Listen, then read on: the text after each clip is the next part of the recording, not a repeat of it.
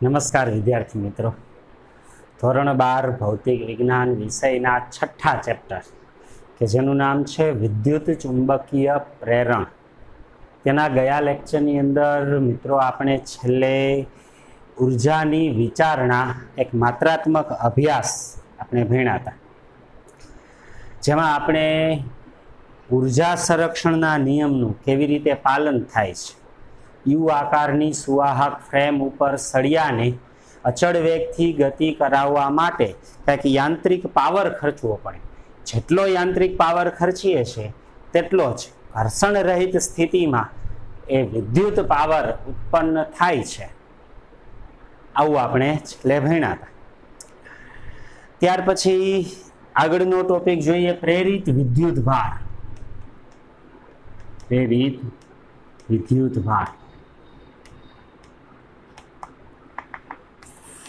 ફેરેડેના નિયમમાં આપણે જોયું કે કોઈ ગુચડા સાથે સંકળાયેલું ચુંબકીય ફ્લક્સ બદલાય તો ફ્લક્સના ફેરફારના સમય દરના ઋણ મૂલ્ય જેટલું EMF પ્રેરિત થાય. ફેરેડેના નિયમ મુજબ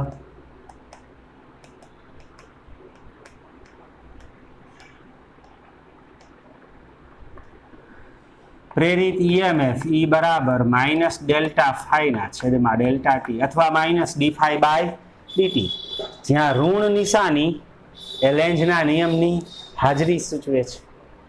આ પ્રેરિત EMF નું માત્ર મૂલ્ય જોઈએ તો પ્રેરિત EMF નું મૂલ્ય E બરાબર ફ્લક્સના ફેરફારનો સમય દર ડેલ્ટા ફાઈ ના છેદમાં ડેલ્ટા ટી.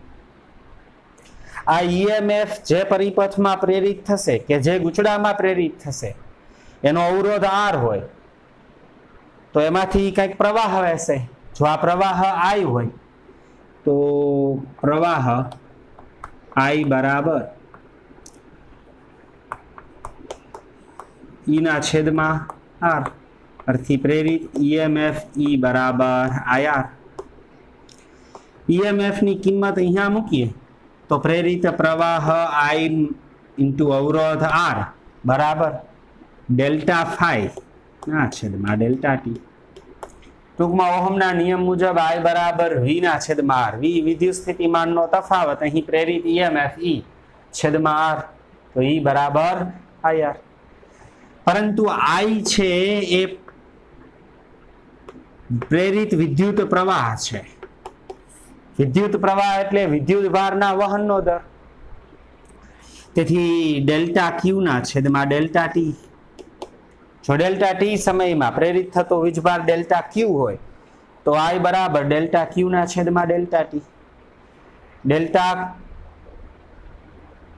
Q ના છેદમાં ડેલ્ટા ટી આ કિંમત I ની જગ્યાએ આ સમીકરણમાં લખી નાખીએ. તેથી ડેલ્ટા Q ના છેદમાં ડેલ્ટા ટી બરાબર ડેલ્ટા Q ના છેદમાં ડેલ્ટા ટી ઇન્ટુ R બરાબર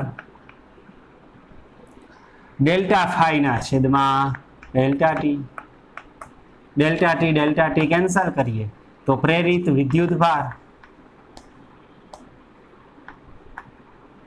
ડેલ્ટા Q ને સૂત્રનો કરતા બનાવો તો ડેલ્ટા Q બરાબર ડેલ્ટા ટી કેન્સલ, R ને આમ લઈ જાઓ તો ડેલ્ટા ફાઈ ના છેદમાં R. ડેલ્ટા Q બરાબર ડેલ્ટા ફાઈ ના છેદમાં પ્રેરિત વિદ્યુત ભાર આટલો હશે. પ્રેરિત EMF એ ફ્લક્સના ફેરફારના સમય દર પર આધાર રાખે, જ્યારે પ્રેરિત વિદ્યુત ભાર એ માત્ર ફ્લક્સના ફેરફાર ઉપર આધાર રાખે, સમય દર ઉપર નહીં. પ્રેરિત EMF, મહત્વની વાત, પ્રેરિત EMF એ ફ્લક્સના ફેરફારના સમય દર પર આધાર રાખે છે, જ્યારે પ્રેરિત વિદ્યુત ભાર એ ફ્લક્સના આ ફેરફાર પર જ આધાર રાખે, સમય દર ઉપર નહીં. આમ જ્યારે પણ કોઈ ગુચડો કે સળિયામાં EMF પ્રેરિત થાય ત્યારે પ્રેરિત વિદ્યુત ભાર બંધ ગાળા માટે આટલો ડેલ્ટા ફાઈ ના છેદમાં R જેટલો હશે. ત્યાર પછી હવે ટેક્સમાં એક ઉદાહરણ આપેલું છે, આ ઉદાહરણ ભણીએ. ઉદાહરણ 6.8 જુઓ એની રકમ આકૃતિમાં આપેલી છે.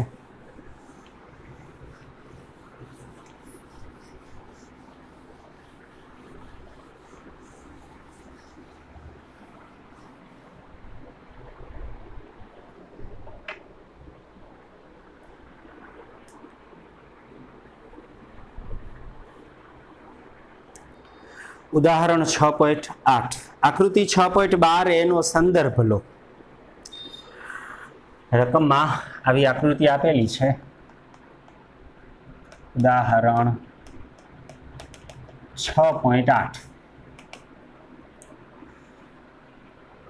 આ રીતે યુ આકારની ફ્રેમ છે. એમાં આવો એક સળિયો છે. પી ક્યુ આર એસ લંબાઈ, સળિયાની લંબાઈ અથવા આર થી એસ નું અંતર એલ છે. ચુંબકીય ક્ષેત્ર આ રીતે આમ ડોટ વડે દર્શાવેલું છે. બોર્ડના સમતલને લંબ બહાર આવતી દિશામાં નિયમિત સમાન ચુંબકીય ક્ષેત્ર હશે. ડોટ ટપકાઓ બોર્ડના સમતલને લંબ બહાર આવતી દિશા સૂચવે છે. આ ભાગ પાસે એક છેડાના આ સ્થાનને ક્યુ નામ આપો. જ્યાં અહીંયા ચુંબકીય ક્ષેત્ર પૂરું થાય છે ત્યાં સ્થાનને એલ નામ આપેલું છે.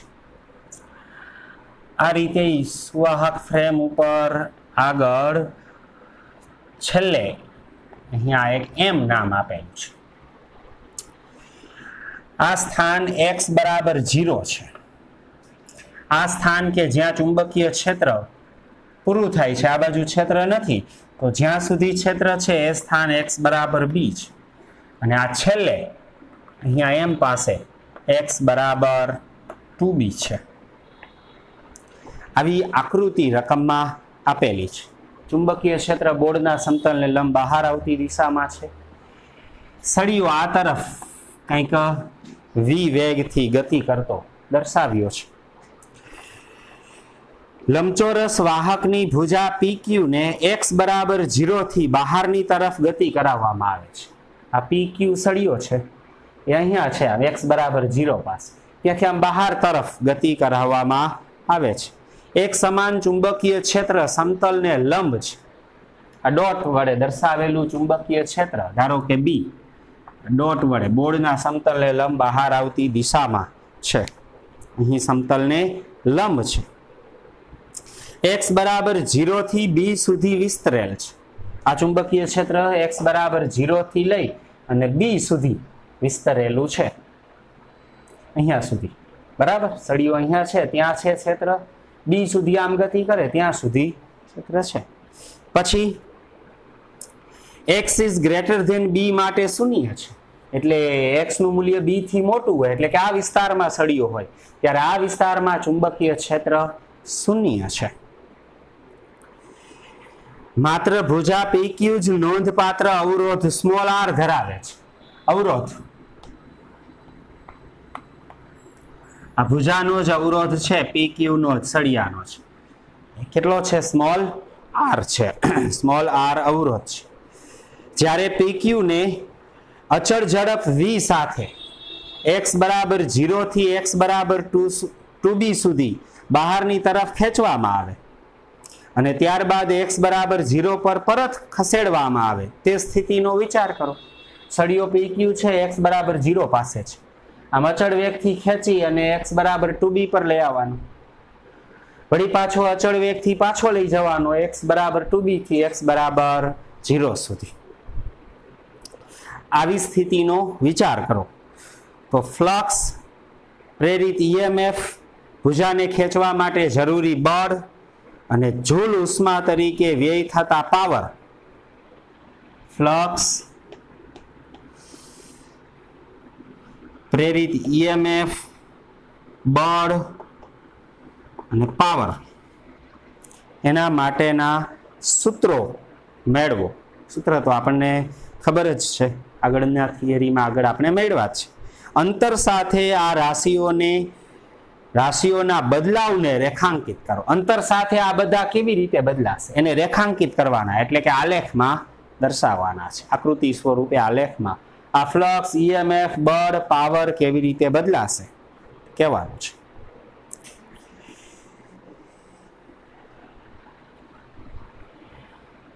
x બરાબર 0 થી આ સળિયાનું સ્થાન x છે તેથી સૌપ્રથમ ફ્લક્સ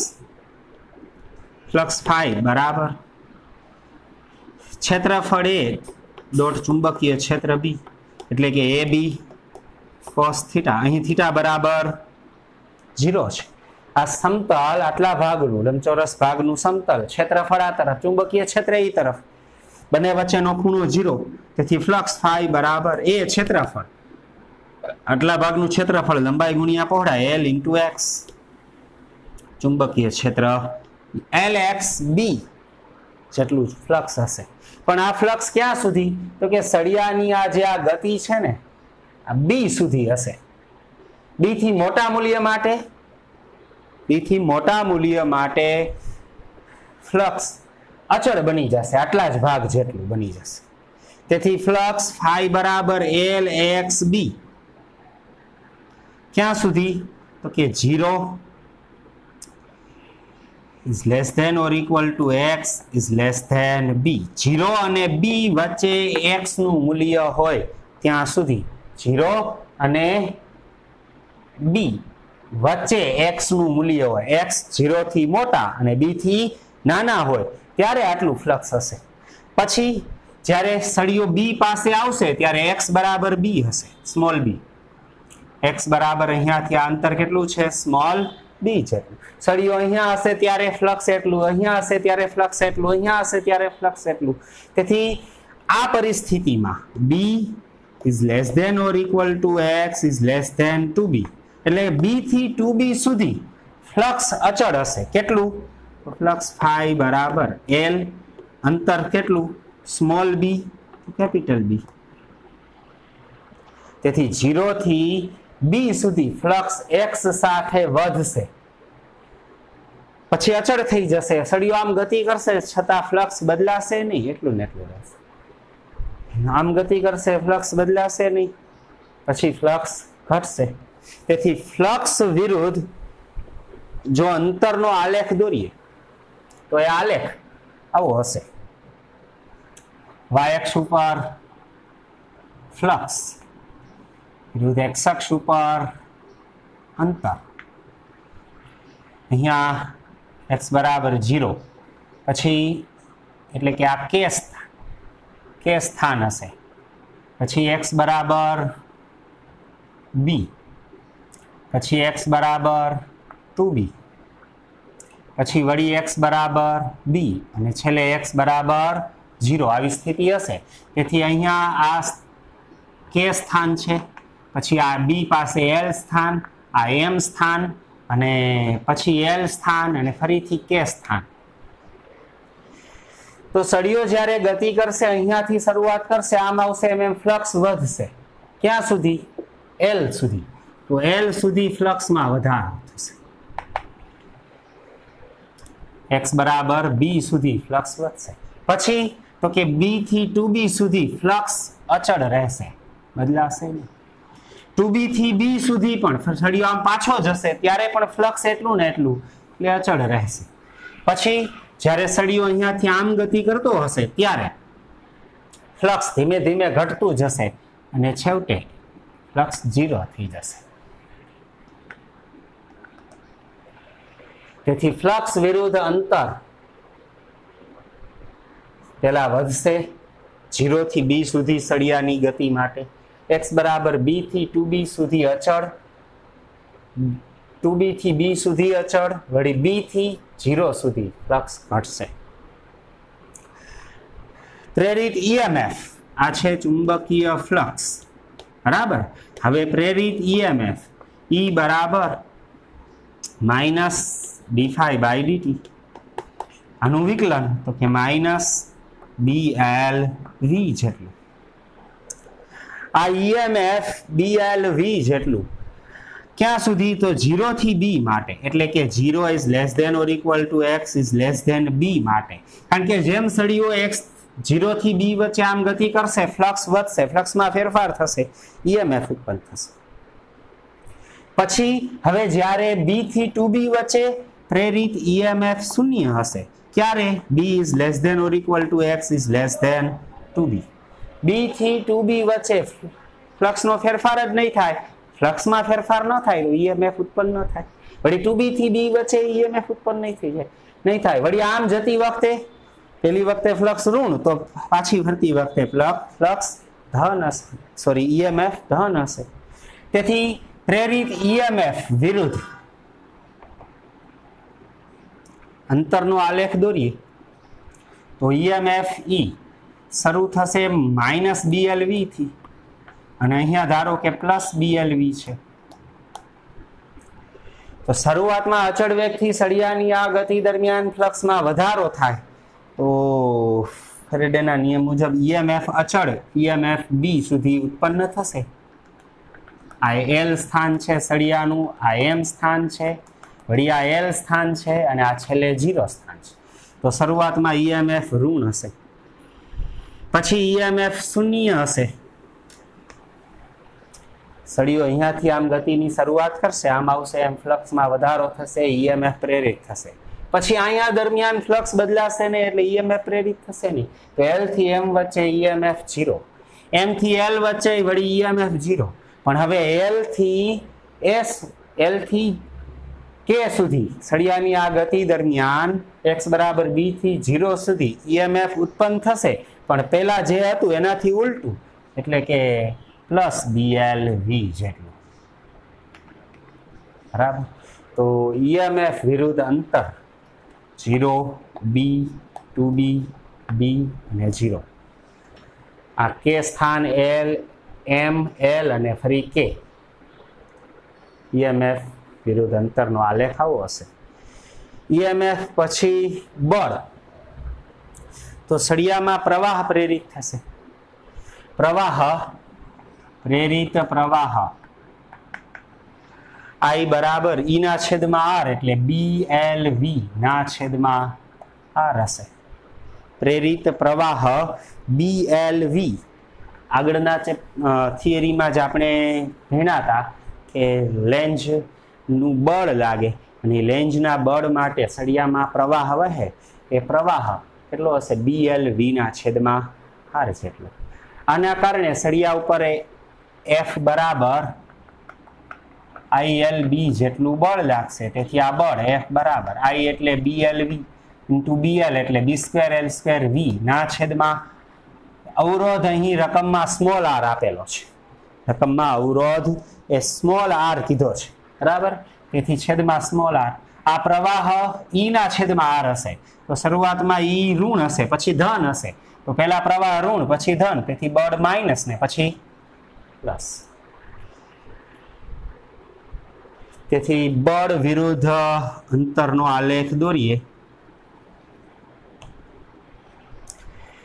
તો બળ F બરાબર B²L²V ના છેદમાં R ક્યાં સુધી? તો કે 0 is less than or equal to X is less than B સુધી.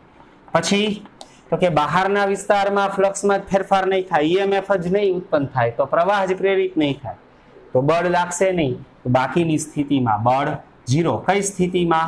તો કે B is less than or equal to X is less than or equal less than 2B. આ સ્થિતિ સુધી એ બળ 0 હશે. બળ આવી રીતે હશે. જ્યારે અહીંયાથી આમ જશે ત્યારે બળ -B²L²V ના છેદમાં R જેટલું. અહીંયાથી સળિયાની આ ગતિ દરમિયાન બળ 0. વળી અહીંયાથી આમ પાછો જાય ત્યારે બળ 0. વળી આમ જાય ત્યારે બળ આટલું ધન. તેથી બળ F -B²L²V ના છેદમાં R જેટલું B સુધી. પછી 0 2B સુધી, વળી 2B થી B સુધી 0. પછી તો કે પછી બળ એ ધન હશે, પ્લસ. એટલે કે અહીંયા પ્લસ મૂલ્ય B²L²V ના છેદમાં R જેટલું. શરૂઆતમાં બળ ઋણ, પછી ધન. બરાબર. આ સળિયા ઉપર લાગતું ગતિની વિરુદ્ધ દિશાનું બળ છે. બરાબર. બળ પછી પાવર કીધો છે, તો પાવર આ છે બળ. બરાબર. પાવર એટલે પાવર P બરાબર F ઇન્ટુ V. તો પાવર P બરાબર F B² L² V ના છેદમાં R, પેલા ઋણ ને પછી ધન, ઇન્ટુ V. તેથી પાવર એને V સાથે ગુણીએ તો V² થઈ જાય, તો B² L² V² ના છેદમાં R. આ વર્ગ કરશો એટલે માઇનસ છે એ પાવર છે એ પ્લસ બની જશે, પાવર ઋણ હોય નહીં. તેથી પાવર F ઇન્ટુ V, બળનું મૂલ્ય જેટલું બળ લાગે છે એની વિરુદ્ધ દિશામાં બાહ્ય બળ વિરુદ્ધ દિશામાં લગાડવું પડે. તો બળ અને વેગનો ગુણાકાર એનું મૂલ્ય પાવર B² L² V ના છેદમાં R. તો આ પાવર વિરુદ્ધ અંતરનો આલેખ. પાવર ક્યારે આટલા આ સ્થિતિમાં મળશે? તો કે આના માટે 0 is less than or equal to x is less than b. બાકીની પરિસ્થિતિમાં EMF જ ઉત્પન્ન નહીં થાય તો પાવર 0. ક્યાં સ્થિતિમાં? તો કે b is less than or equal to x is less than 2b. b થી 2b સુધી પાવર 0. તેથી 0 થી b સુધી પાવર આટલો અને b થી 2b સુધી પાવર 0. તેથી y અક્ષ ઉપર પાવર, x અક્ષ ઉપર અંતર, પાવર વિરુદ્ધ અંતરનો આ આલેખ એક આવો મળશે. પાવર આટલો કેટલો? B² L² V² ના છેદમાં R જેટલો. આમ અચળ પાવર, અચળ મૂલ્યનો પાવર ઉત્પન્ન થશે 0 થી b સુધી. બરાબર. b થી 2b સુધી પાવર 0, 2b થી વળી b સુધી 0 અને વળી b થી 0 સુધી પાવર છે એ ફરીથી ઉત્પન્ન થશે. આમ સળિયો જ્યારે અહીંયાથી અહીંયા સુધી આમ આવશે ને ત્યારે ફ્લક્સમાં ફેરફાર થશે, EMF ઉત્પન્ન થશે, બળ લાગશે, પાવર ઉત્પન્ન થશે. આમ બહાર હશે ત્યારે ફ્લક્સમાં ફેરફાર નહીં થાય, EMF ઉત્પન્ન નહીં થાય, બળ નહીં લાગે, પાવર શૂન્ય હશે. વળી આમ પાછો જાય ત્યારે ફ્લક્સ ઘટશે, EMF વિરુદ્ધ દિશાનું ઉત્પન્ન થશે, બળ વિરુદ્ધ દિશાનું લાગશે અને એટલો જ પાવર ફરીથી ઉત્પન્ન થશે. બરાબર. તેથી વિદ્યુત પાવર વિરુદ્ધ અંતરનો આલેખ આવો હશે. આમ સળિયાની આ સમગ્ર ગતિ દરમિયાન ફ્લક્સ આ બે કિંમત આ કન્ડિશન માટે, EMF આ બે કિંમત આ કન્ડિશન માટે, બળ આ બે કિંમત આ બે અલગ અલગ કન્ડિશન માટે, પાવર આ બે કિંમત આ કન્ડિશન માટે, આ કન્ડિશન માટે, આ બધા જ ફ્લક્સ, EMF, બળ, પાવર વિરુદ્ધ અંતર એને આ પરિસ્થિતિ છે. અહીંયા ગ્રાફ આવો શા માટે? કારણ કે ફ્લક્સ છે એ x ના સમપ્રમાણમાં છે. શરૂઆતમાં x બરાબર 0 પાસે ફ્લક્સ 0 હશે, પછી જેમ વધશે તેમ વધશે. તેથી આ વધારો અને ઘટાડો રેખીય છે. જ્યારે અહીંયા EMF અચળ દરથી, બળ અચળ દરથી અને પાવર અચળ દરથી ઉત્પન્ન થશે. તેથી એ અચળ હશે, અંતર સાથે બદલાશે નહીં. આટલા ગાળા દરમિયાન એ ફિક્સ નિશ્ચિત હશે. બરાબર. તો આ ઉદાહરણ 6.8. ચાલો ત્યાર પછી ટેક્સ્ટમાં થિયરી આપેલી છે ઘુમરી પ્રવાહ અથવા એડી પ્રવાહ જેને કહેવાય.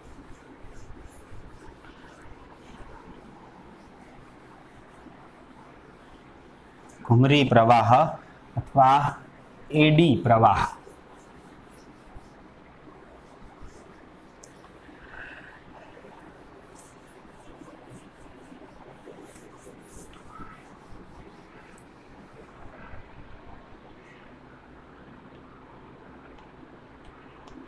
ઘુમરી પ્રવાહો અથવા એડી પ્રવાહ, એડી કરન્ટ તરીકે પણ ઓળખાય છે. ફેરેડેના નિયમમાં અત્યાર સુધી આપણે કોઈ સળિયો કે ગૂંચળું કે બંધ ગાળામાં સાથે સંકળાયેલું ચુંબકીય ફ્લક્સ જ્યારે બદલાય ત્યારે એના છેડા વચ્ચે ઈએમએફ અને પ્રવાહ પ્રેરિત થાય તેમ આપણે જોયું. પણ હવે આવા કોઈ સળિયા કે ગૂંચડાને બદલે કોઈ નક્કર વાહક છે, કોઈ જાડો મોટો વાહક છે, એને સમય સાથે બદલાતા જતા ચુંબકીય ક્ષેત્રમાં મૂકીએ તો આવા મોટા વાહકની અંદર પણ પ્રવાહ પ્રેરિત થાય છે. પરંતુ આ પ્રવાહ જેમ શાંત પાણીમાં પથ્થર ફેંકવાથી જેમ કુંડાળા રચાય, ઘૂમરી રચાય, એવી જ રીતે મોટા ધાત્વીય સુવાહક સમય સાથે બદલાતા જતા ચુંબકીય ક્ષેત્રમાં મૂકવાથી આ સુવાહકની અંદર જે પ્રવાહ પ્રેરિત થાય એ પ્રવાહ એ આવા ઘૂમરી આકારનો હોય છે, વમળયુક્ત હોય છે. તેથી આવા પ્રવાહ વમળયુક્ત પ્રવાહ અથવા ઘૂમરી પ્રવાહ કે એડી કરન્ટ્સ તરીકે ઓળખવામાં આવે છે. એડી પ્રવાહનું અવલોકન સૌપ્રથમ ફુકો નામના વૈજ્ઞાનિકે કરેલું. આ એડી પ્રવાહ એ ઘૂમરી આકારના પ્રવાહ છે. મોટા વાહકને જ્યારે સમય સાથે બદલાતા જતા ચુંબકીય ક્ષેત્રમાં મૂકીએ તો એના ભાગમાં ચુંબકીય ફ્લક્સ સમય સાથે બદલાય તો ફેરેડેના નિયમ મુજબ ઈએમએફ ને પ્રવાહ પ્રેરિત થાય. મોટા વાહકની અંદર આ પ્રવાહ લઘુત્તમ અવરોધ વાળા માર્ગે ગતિ કરી અને વમળયુક્ત પ્રવાહ પ્રેરિત કરે છે. આવો વમળયુક્ત પ્રવાહ એ ઘૂમરી પ્રવાહ તરીકે ઓળખવામાં આવે છે. આ ઘૂમરી પ્રવાહ એની અસર સમજવા માટે એક ઉદાહરણ લઈએ. ધારો કે બે પ્રબળ ચુંબકો છે.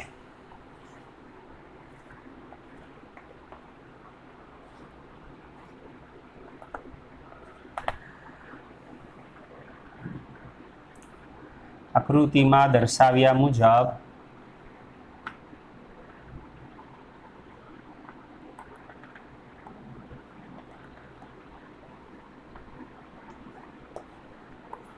આવા બે ચુંબકો છે. ધારો કે આ ચુંબકનો કોઈ એસ ધ્રુવ છે, આ ચુંબકનો આ તરફ એન ધ્રુવ છે. આ એક ચુંબક ને આ બીજું ચુંબક. ચુંબકનો એસ ધ્રુવ આ તરફ છે, આ ચુંબકનો એન ધ્રુવ આ તરફ છે. આ બંને વિસ્તારમાં એ ચુંબકીય ક્ષેત્ર ઉત્પન્ન થયેલું છે. આ વિસ્તારની અંદર એ ચુંબકીય ક્ષેત્ર આ રીતે આમ દર્શાવેલું છે, આમ ક્રોસ વડે આકૃતિમાં. અહીંયાથી આમ ક્ષેત્ર રેખા બહાર જતી હશે. સમજો કે આ જ રીતે બે ચુંબકો છે. એટલે આ તરફ અહીંયા એક ચુંબક છે, એનો અહીંયા એસ ધ્રુવ છે. આ બીજું ચુંબક છે, એના અહીંયા એન ધ્રુવ છે. આ તરફ એક બીજો ચુંબક છે. બરાબર. બંને વચ્ચેના વિસ્તારમાં એક દ્રઢ આધાર પરથી એક દોરી લટકાવી અને દોરીના છેડે આવી એક ધાતુની તાંબાની એક પ્લેટ લટકાવેલી છે. તાંબાની એક પ્લેટ દ્રઢ આધાર સાથે આમ લટકાવેલી છે. હવે આ પ્લેટને આ રીતે આમ ક્ષેત્રની અહીંયાથી આમ સુધી આમ દોલનો કરાવીએ. પ્લેટને આ રીતે આમ અહીંયા સ્થિતિથી આ સ્થિતિમાં આમ દોલનો કરાવીએ. આ પ્લેટ જ્યારે આ ચુંબકીય ક્ષેત્રમાં દોલન કરશે ત્યારે એ સતત ચુંબકીય ક્ષેત્રમાં દાખલ થશે, બહાર નીકળશે, આમ સતત કરશે. તેથી જ્યારે દાખલ થતી વખતે દાખલ થવાનો વિરોધ કરે એવી રીતે એડી પ્રવાહ પ્લેટની અંદર ઉત્પન્ન થશે. બહાર નીકળતી વખતે વિરુદ્ધ દિશામાં એડી પ્રવાહ ઉત્પન્ન થશે. આ એડી પ્રવાહ આ પ્લેટની અંદર ઉત્પન્ન થતા હશે. આ પ્લેટ આ ચુંબકીય ક્ષેત્રમાં આમ દોલનો કરે છે. સમજો કે દ્રઢ આધાર પરથી દોરી લટકાવી અને ધાતુની પ્લેટ આમ દોલનો કરે છે. જો ચુંબકો વગર દોલન કરાવીએ તો તે લાંબો સમય સુધી દોલનો કરે છે. પણ આ ચુંબકોની હાજરીમાં એ પ્લેટ છે એ અમુક દોલનો કરી અને અવમંદિત ગતિથી અવમંદિત દોલનો કરીને સ્થિર થઈ જાય છે. ચુંબકોની ગેરહાજરીમાં લાંબો સમય સુધી ધાતુની આ પ્લેટ, દ્રઢ આધાર સાથે બાંધેલી ધાતુની પ્લેટ, તાંબાની પ્લેટ લાંબો સમય સુધી દોલન કરે. પણ આવા ચુંબકોની હાજરીના કારણે, ચુંબકીય ક્ષેત્રની હાજરીમાં આ પ્લેટ છે એ બે ત્રણ દોલનો કરી અને અવમંદિત દોલનો સાથે એ ઘટતા કંપવિસ્તારથી દોલનો કરીને છેવટે તરત ઊભી રહી જાય છે. હકીકતમાં અહીંયા વિદ્યુત ચુંબકીય અવમંદન થાય છે. આ ઘટના પાછળનું કારણ શું? તો કે જ્યારે આ ધાતુની પ્લેટ બહારથી ક્ષેત્રમાં દાખલ થાય ત્યારે એની સાથે સંકળાયેલું ફ્લક્સ વધશે, ફ્લક્સમાં ફેરફાર થશે, એટલે ધાતુની પ્લેટમાં આમ પ્રવાહ પ્રેરિત થશે, એડી પ્રવાહ પ્રેરિત થશે. આ એડી પ્રવાહ લેન્ઝના નિયમને અનુસરશે, જેના કારણે એ ઉદ્ભવે છે એનો વિરોધ થશે. તેથી દાખલ થતી વખતે દાખલ થવાના વિરોધ રૂપે બળ લાગશે, તેથી દોલન ધીમા પડશે. આ જ રીતે બહાર નીકળતી વખતે જ્યારે આ બે વિસ્તારમાં ચુંબકોનું ચુંબકીય ક્ષેત્ર છે, દાખલ થઈ ગઈ ધાતુની પ્લેટ આમ દોલનો કરતા કરતા, હવે દોલનો કરતા કરતા બહાર નીકળે ત્યારે એ ફ્લક્સ ઘટાડશે. ધાતુની પ્લેટ સાથે સંકળાયેલું ફ્લક્સ ઘટશે તો ઘટવાના વિરોધ સ્વરૂપે વિરુદ્ધ દિશામાં બળ લાગશે.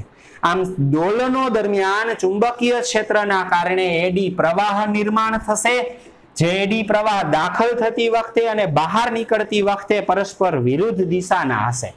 આ એડી પ્રવાહના કારણે આ ધાતુની તકતી પર બળ લાગશે, લેન્ઝના નિયમ મુજબ બળ લાગશે, અને ઈ બળ ગતિની વિરુદ્ધ દિશામાં લાગવાના કારણે વિદ્યુત ચુંબકીય અવમંદન, ઇલેક્ટ્રોમેગ્નેટિક ડેમ્પિંગ જેને કહેવાય, આવું અવમંદન થશે. એટલે કંપ વિસ્તાર પહેલા વધુ હતો, પછી ઓછો થશે, ઘટતો જશે, અને છેવટે ધાતુની પ્લેટ છે એ 2-3 દોલનોને અંતે સ્થિર થઈ જશે.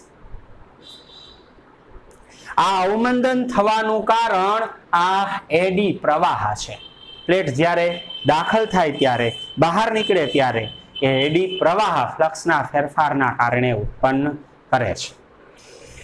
એવું જોવા મળે છે કે જો આ ધાતુની સળંગ પ્લેટને બદલે ખાંચાઓ ધરાવતી પ્લેટ વાપરવામાં આવે, ધાતુની જે આ પ્લેટ છે એ સમજો કે આવી રીતે આમ ખાંચાઓ ધરાવતી હોય, તો ખાંચાઓ ધરાવતી આવી પ્લેટ માટે પ્લેટ આવી રીતે આમ હોય, તો આવી ખાંચાઓ ધરાવતી પ્લેટ માટે આવું વિદ્યુત ચુંબકીય અવમંદન ઓછું જોવા મળે છે. એટલે કે સળંગ પ્લેટને બદલે ખાંચાઓ ધરાવતી પ્લેટ ચુંબકોની વચ્ચે દોલિત કરવામાં આવે તો તે લાંબો સમય સુધી દોલનો ચાલુ રાખે છે, દોલનો જાળવી રાખે છે. શા માટે? અહીંયા સળંગ પ્લેટ હતી, પરિણામે પ્રેરિત એડી પ્રવાહ એ મોટા ક્ષેત્રફળ માટે પ્રેરિત થશે, તેથી પ્રેરિત ડાયપોલ મોમેન્ટ વધુ હશે. ડાયપોલ મોમેન્ટ M બરાબર IA ક્ષેત્રફળ પર આધારિત, તેથી પ્રવાહને ફરવા માટે મોટું ક્ષેત્રફળ છે, પરિણામે ડાયપોલ મોમેન્ટ વધુ ઉત્પન્ન થશે. જ્યારે આ પ્લેટને ખાંચાઓ વાળી બનાવેલી હોય ત્યારે આ પ્રવાહ ગાળા કપાઈ જાય, પરિણામે જે આ એડી પ્રવાહનું ગાળો રચાય એનું ક્ષેત્રફળ ઓછું થાય, તો ઓછી ડાયપોલ મોમેન્ટ પ્રેરિત થશે. પરિણામે એ ઓછા એડી પ્રવાહની અસર થવાના કારણે લેન્ઝ બળ ઓછું લાગશે, પરિણામે દોલનો લાંબો સમય સુધી ચાલુ રહેશે, એટલે કે વિદ્યુત ચુંબકીય અવમંદન ઓછું થશે. ફરીથી કહું, જ્યારે આ સળંગ પ્લેટ આ ચુંબકોની વચ્ચે મુક્ત રીતે દોલિત કરાવવામાં આવે ત્યારે અમુક જ દોલનોને અંતે ઊભી રહી જાય છે, પણ જ્યારે આ પ્લેટ સળંગની જગ્યાએ ખાંચાઓ ધરાવતી રાખવામાં આવે ત્યારે ખાંચાઓ ધરાવતી આ પ્લેટ લાંબો સમય સુધી ચુંબકીય ક્ષેત્રમાં દોલનો જાળવી રાખે છે. મોટા ભાગના કિસ્સામાં એડી પ્રવાહ અનિચ્છનીય છે, નથી જોતો છતાં ઉત્પન્ન થાય. દાખલા તરીકે ટ્રાન્સફોર્મરની અંદર ગર્ભભાગમાં, ટ્રાન્સફોર્મરમાં ગૂંચડું હોય, એ ગૂંચડાના ગર્ભભાગની અંદર એ લોખંડ રાખેલું હોય. ટ્રાન્સફોર્મરનું આવું ગૂંચડું હોય તો ગૂંચડાની અંદર નરમ લોખંડનો ટુકડો આમ રાખેલો હોય.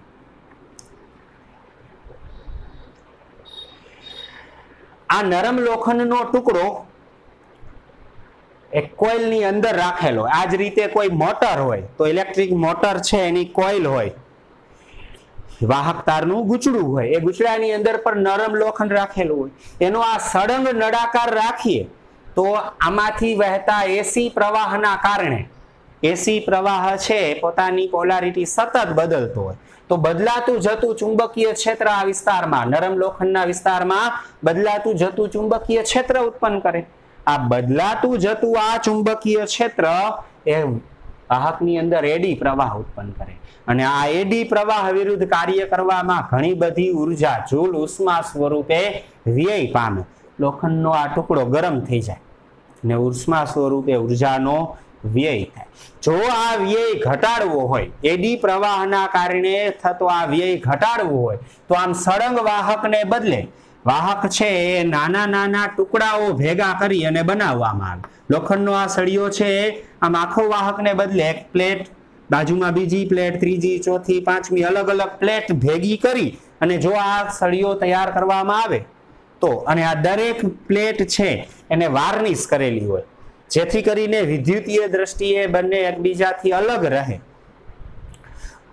આવા વાર્નિશ કરેલી, અલગ કરેલી આવી પ્લેટનો આ ભાગ આ સોલેનોઇડ કે ગુચડાની અંદર મૂકવામાં આવે ત્યારે એડી પ્રવાહની અસર ઘટી જાય છે.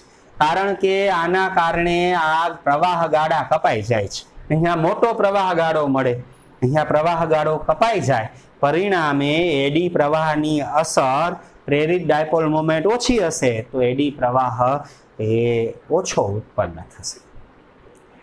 તેથી એડી પ્રવાહની અસર ઘટાડવાના બે ઉપાયો છે. એક વાહકની અંદર ખાંચાઓ રાખવામાં આવે અથવા તો વાહક છે અલગ અલગ સ્તર વાળો કરવામાં આવે, વાર્નિશ કરેલા અલગ અલગ સ્તર વાળો. તમે જો કોઈ ઇલેક્ટ્રિક મોટર, પંખો, પંખાની કોઇલ કે કોઈ સામાન્ય મોટર છે એની કોઇલ જોઈ હોય તો એમાં જેના ઉપર ગૂંચડું વીંટાળેલું હોય એ ગૂંચડાનો ગર્ભ ભાગ નરમ લોખંડનો હોય અને એ ખાંચાઓ વાળો હોય. એ જ રીતે ટ્રાન્સફોર્મરના કોઇલની અંદર જે લોખંડનો ટુકડો હોય એ પણ ખાંચાઓ વાળો અથવા તો અલગ અલગ સ્તર વાળો, અલગ અલગ સ્તરથી બનાવેલો હોય કે જે એડી પ્રવાહની અસર ઘટાડે છે. આમ એડી પ્રવાહની અસર ઘટાડવાના બે ઉપાયો, એક વાહક છે એ ખાંચાઓ વાળો રાખવાનો અથવા તો વાહક અલગ અલગ સ્તર વાળો તૈયાર કરવાનો.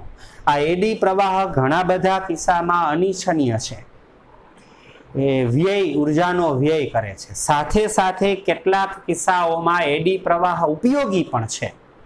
બરાબર. એડી પ્રવાહના આ ઉપયોગો વિદ્યાર્થી મિત્રો આપણે આવતા લેક્ચરમાં, આગળના લેક્ચરમાં આવતીકાલે જોશું. બરાબર. તો આ ઘુમરી પ્રવાહ અથવા એડી પ્રવાહ, આ એડી પ્રવાહ ઘણી બધી રીતે ઉપયોગી છે. આ એડી પ્રવાહના અગત્યના ઉપયોગો એ આપણે આવતા લેક્ચરમાં જોશું. તો આજે અહીંયા સુધી રાખીએ. બરાબર. વ્યવસ્થિત તૈયાર કરજો, ન સમજાય ત્યાં કહેજો. સારું, ચાલો, નમસ્કાર.